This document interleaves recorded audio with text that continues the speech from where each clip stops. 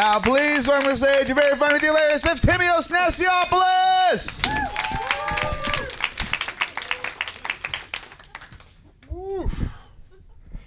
Yes. Man, I got anxiety. I gotta run into my parents next week.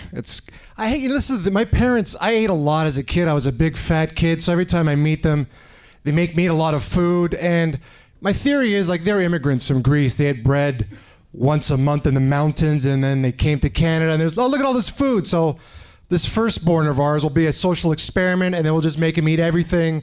So I would eat, and then I'd be full, and then I'd be like, I can't eat anymore. They're like, it's a shame, you have to finish the food. I'm like, I can't anymore. They're like, this is what they would tell me, like, there's kids starving in Africa. They don't have this food. So I would get fat for the kids in Africa. I was almost 300 pounds. I ate for these kids, and I built resentment for the African children because to this day, no one from Africa has thanked me. I'm still waiting for someone to come up to me and like, are you Efthimios? I'm like, yes. He's like, I want to thank you for all the work you've done for me and my people.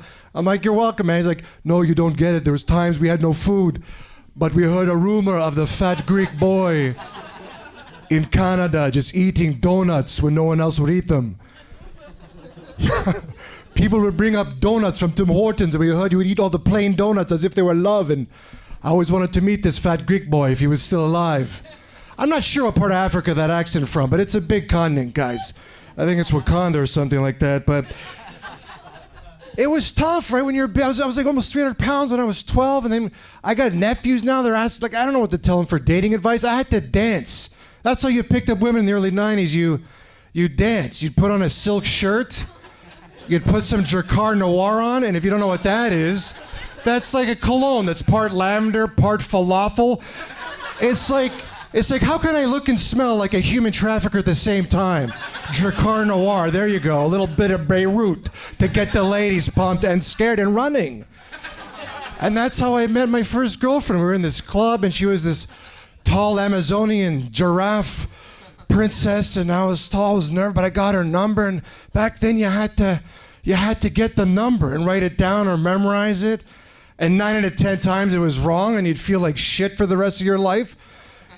You just called I called so many pizza body shop, auto body shops and pizza parlors I've called for the wrong number. Like, you're excited, you're like, I danced well, this is gonna be fantastic. You call the number that's like Tony's Auto. You're like, fuck, I thought I danced well. This is not working out. But you're still desperate, so you're like, is Vanessa there? Vanessa? Tony's like, no, bro, no Vanessa here. You're like, oh, why don't you check the back, maybe by the mufflers? Maybe there's a Vanessa in there. Are you sure? You should have seen how I dance, man. Should have seen it, but that's how I met my first girlfriend. I lost my virginity to my first girlfriend. We were both virgins. No one's downloading the virgin on virgin sex. It's one of the worst combinations of all the sexes. You don't.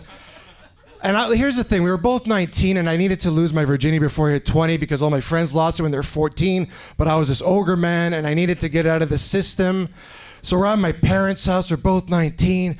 Parents are away. I got my Adidas track pants rolled around my ankles. I got a torn Blue Jay jersey on. I'm like, let's just do it. She's like, let's try. And, and I thought this was my moment. I kept missing. I kept ricocheting off. My stomach was covering the parts. I needed to know where they were. I felt like I just lost the use of my legs in a tragic car accident. And this is my first day of physiotherapy. I'm just trying to reuse an appendage that I lost track of. And I'm like Bambi on a thin sheet of ice, just sprawled out. And I'm sweating, like blood is trickling out of my nose from the pressure. And at one point, she's just like, that's enough for today. That's enough for today. I'm like, no, I got this. She's like, no, you've been very brave. We'll try this another time. Just leave. So now I'm 20.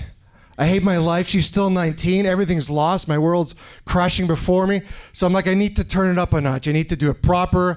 I asked my friends at the construction site for how to have sex because there was no Google. They're like, get a hotel, get some fruits. So I'm like, I get a hotel. I go to my mom's kitchen. I get this big glass bowl. I fill it with fucking mangoes and tomatoes. I'm a virgin. I don't know the fruits. She comes into the hotel. She's like, oh my God, you got a lot of... What's all the tomatoes? I'm like, you need to stop asking questions. We need to do this. And then she's lying there, and I get some pillows, and I put it underneath the pelvic region. Guys, I need the ergonomics. The problem, I couldn't match up. So this is what I needed, the balance to know how to get in. And she's like, turn the lights off. I'm like, the lights stay on. Please, I'm 20, just please.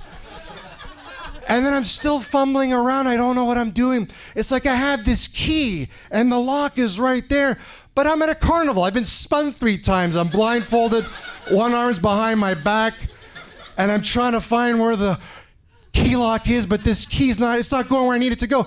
And here's the problem. Every 10 seconds it turns into a gummy worm, so it's flippy and floppy. Now I gotta sharpen it. I gotta close your eyes, I gotta sharpen the key, and then it's a gummy worm again. So now I'm just trying to shim it in there with my thumb. I'm trying to give it the support. I needed a splint situation, like a popsicle stick or some electrical tape, like when you jam your thumb in basketball, and then I would just release. Took me 2 hours after. It was bad. I was crying in the corner, just eating fucking tomatoes. It was the worst time in my life. But that was almost 20 years ago. I figured it out since then, guys. Thank you very much.